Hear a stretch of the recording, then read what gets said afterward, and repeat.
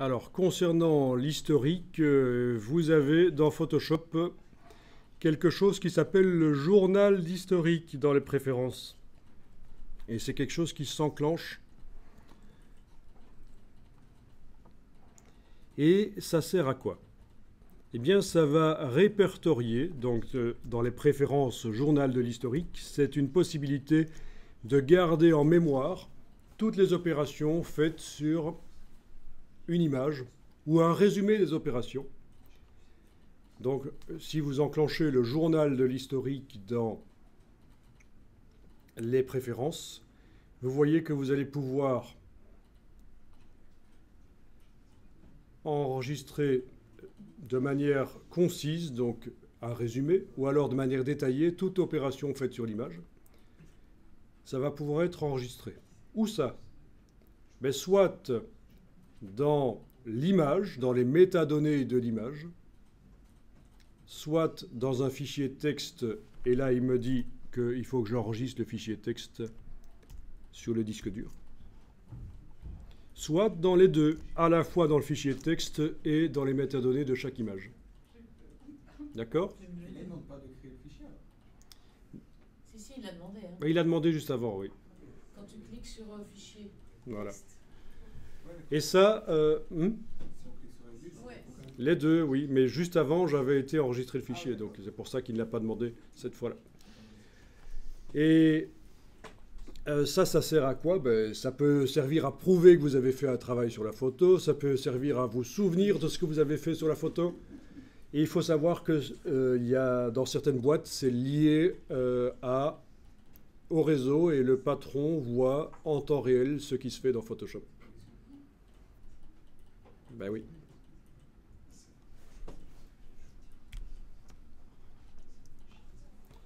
Donc, ok, donc ça veut dire que, ben voilà, je vais ouvrir une image et je vais tester ça. Donc ça n'apporte rien du tout par rapport à ce qu'on a vu avant, le travail dans l'historique. Hein. C'est juste, puisqu'on parle de l'historique, ben voilà, une possibilité.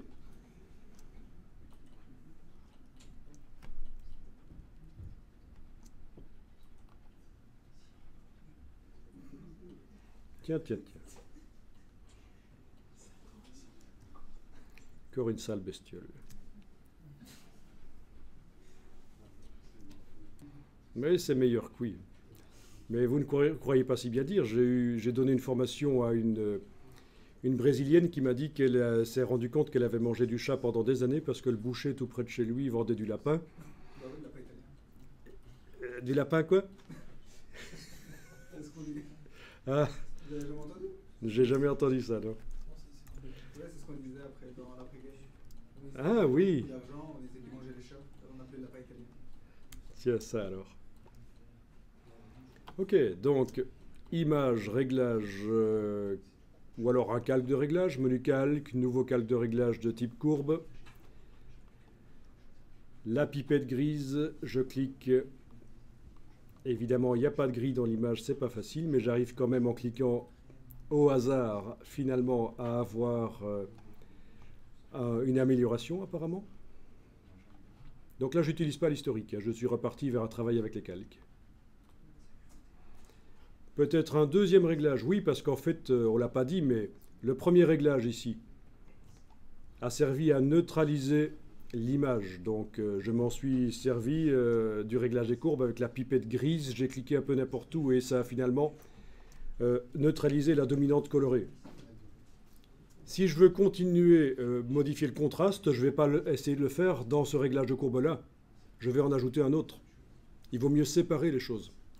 Nouveau calque de réglage de type courbe. Ok, voilà un deuxième réglage de type courbe qui va me servir à modifier le contraste. En mode luminosité s'il faut, pour qu'il ne modifie pas la couleur. Vous vous souvenez? Le mode luminosité.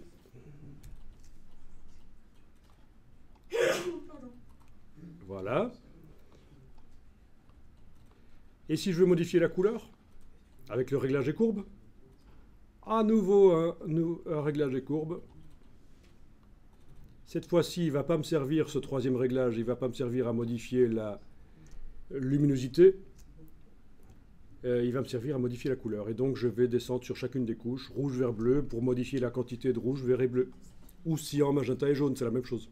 Puisque quand je diminue le rouge, ça fait plus cyan. Quand je diminue le vert, ça fait plus magenta. Quand je diminue le bleu, ça fait plus jaune. Donc ça, je ne sais pas si vous saviez, mais rouge, vert, bleu, c'est la même chose que cyan, magenta, jaune. Vous voulez modifier le jaune, c'est dans la couche bleue qu'il faut aller. Vous voulez modifier le magenta, c'est dans la couche verte. Vous voulez modifier le cyan, c'est dans la couche rouge. Ok, bon. Toujours, on fait ça si on enlève. Ouais. Si on diminue la quantité de bleu, ça fait plus jaune. Voilà. C'est ça le principe. Donc chacune des couches, rouge, vert, bleu, c'est aux deux choses. Hein. C'est un axe rouge cyan, un axe vert magenta et un axe bleu jaune. Ok. Bon, alors, si ça vous aide, vous renommez les réglages.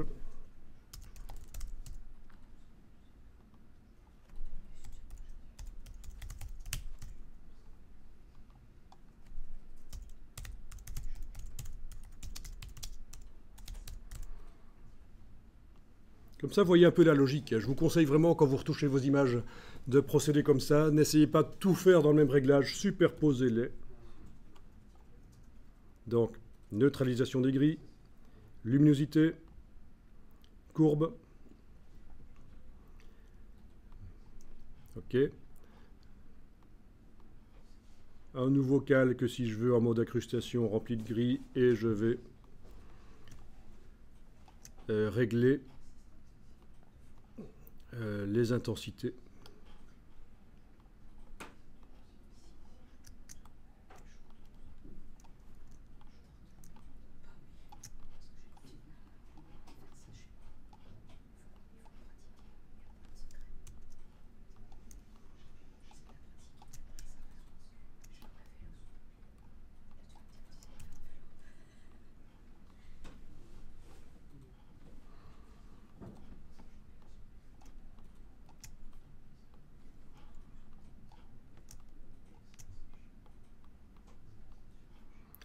Bon, voilà.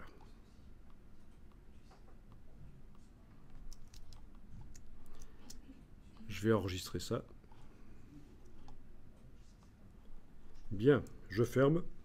Et alors, le journal des métadonnées que j'avais été enclenché, eh bien, je vais aller voir dans là où je l'ai enregistré.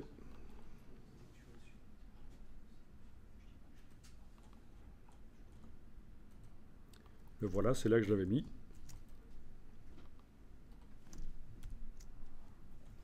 Et là, toute l'historique du travail sur l'image est répertoriée.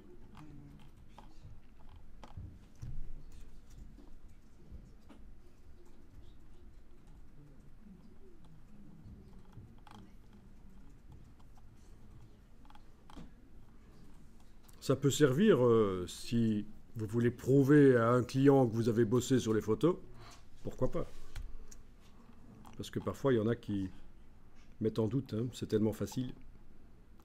Sinon, dans la photo, ça se trouve également, puisque j'avais demandé que ça se mette dans le journal des métadonnées, le fichier TXT, mais également dans les métadonnées, le journal de l'historique, le fichier TXT, mais également dans les métadonnées, fichier information, et on devrait trouver ça quelque part ici.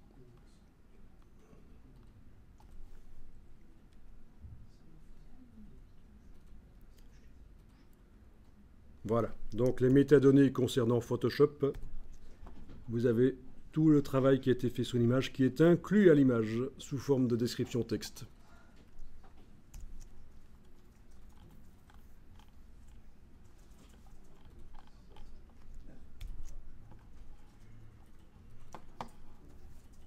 OK?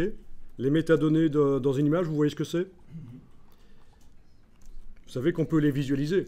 Si vous prenez un fichier JPEG Photoshop, etc., et que vous remplacez l'extension PSD par TXT et que vous demandez de l'ouvrir dans un traitement de texte genre TextEdit sur le Mac ou WordPad sur le PC, vous avez l'image qui s'ouvre sous forme de texte. Ce que vous voyez là en bas, là, c'est des pixels. Tout ça, c'est des pixels, c'est la description des pixels. Mais sur le dessus du fichier texte, vous avez les métadonnées. Voilà. Alors juste pour la petite histoire, il fut un temps où quand on refilait ces images au client, parce que c'était dans le contrat, on allait retirer des métadonnées qui concernent Photoshop pour que les images ne soient plus utilisables dans Photoshop, mais elles étaient toujours imprimables. C'était une petite astuce dégueulasse, mais c'est de bonne guerre.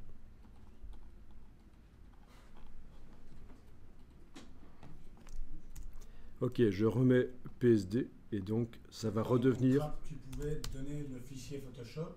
Voilà, on donnait le fichier Photoshop, mais sans les métadonnées de tout ce que... et voilà, et il n'était plus ouvrable dans Photoshop. Mais il s'imprimait. Ben oui. Ben ça, voilà, c'est les métadonnées. Donc, et on y a accès par fichier information dans Photoshop ou par bridge aussi. Voilà. Et on retrouve les métadonnées de l'appareil photo avec les données GPS, etc. Donc c'est très intéressant. Donc voilà.